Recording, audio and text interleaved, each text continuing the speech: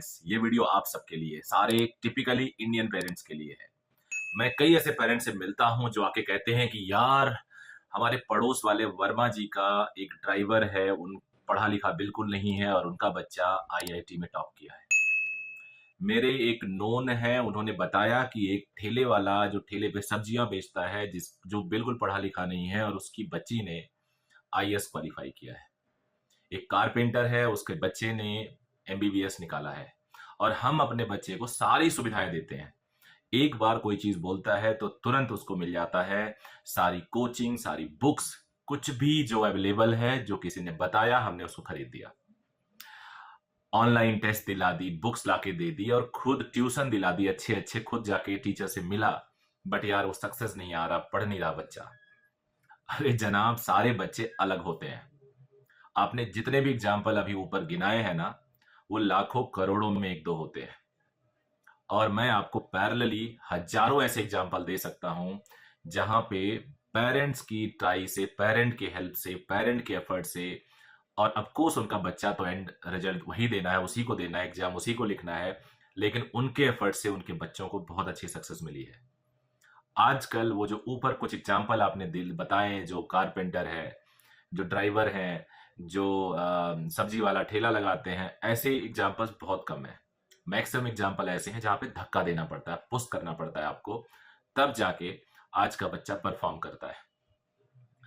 तो इस तरह से अगर आप उनसे कंपेयर करेंगे, फ्रस्ट्रेट रहेंगे, तो रिजल्ट नहीं निकलेगा। मैं एश्योर करता हूं, मैं दावे के साथ कहता हूं कि आपका बच्चा भी आगे निकलेगा, क्योंकि आप इतना एफर्ट लगा रहे हो, वेस्ट नहीं जाएगा, बिल्कुल वेस्ट नहीं जाएगा। मैं ऐसे एग्जाम्पल आपको देता हूं, ऐसे तरीके आपको बताता हूं जो करने से डेफिनेटली आपको फायदा होगा। मैं कुछ पेरेंट्स को ऐसे जानता हूं जिन्होंने अपने बच्चों के लिए बहुत एफर्ट किए, right from their time table planning, right from their hour schedule planning, their tuition planning, their coaching planning, their test planning, everything जो भी होता है एक एकेडमिक करिकुलम में, वो उनके पेरेंट प्लान करते हैं अपने बच्चे के साथ मिलके, और उनका सक्सेस रेशियो भी बहुत अच्छा है। मैं ऐसे कई और पेरेंट्स को जानता हूं कि जिन्होंने एक अपने ऑर्डिनरी बच्चे को, जो टेस्ट में, जो क्लास में, जो ओवरऑल एकेडमिक परफॉर्मेंस में बहुत ही एवरेज था, उसको उन्होंने रिलेटिवली फार बेटर पोजीशन पे पहुंचाया, ऐसे कॉलेज में पहुंचाया, ऐसी जगह पहुंचाया, ऐसे मार्क्स दिलवाए जो रिलेटिवली फार बेटर थे। आई मीन टू से जो अगर उसका डिजर्वेंस था उसके ऊपर लेके गए अपने एफर्ट से। तो मैं कुछ आप लोग को पॉइंट वाइज बताता हूं कि आपको क्या क्या करना होगा अपने बच्चे के सक्सेस के लिए। सबसे पहला पॉइंट मैं बोलूंगा, spend quality time with your kids. आपने बच्चे के लिए क्वालिटी टाइम स्पेंड करिए। Analyse their skill, strength and weaknesses, ये मेरा सेकंड पॉइंट है। उनके स्ट्रेंथ, वीकनेसेस को आपको एनालाइज करना होगा। आपको पता होना चाहिए आपके बच्चे की स्ट्रेंथ क्या है, आपको पता होना चाहिए आपके बच्चे की वीकनेस क्या है, तभी तो आप काम कर पाएंगे उस पर। वर्क ऑन वीकनेस, आपके बच्चे का वीकनेस जो है उस पर काम करिए। Sharpen his her skill in a better way, उसके स्किल, उसकी पॉजिटिव चीजों को और शार्प करो आप।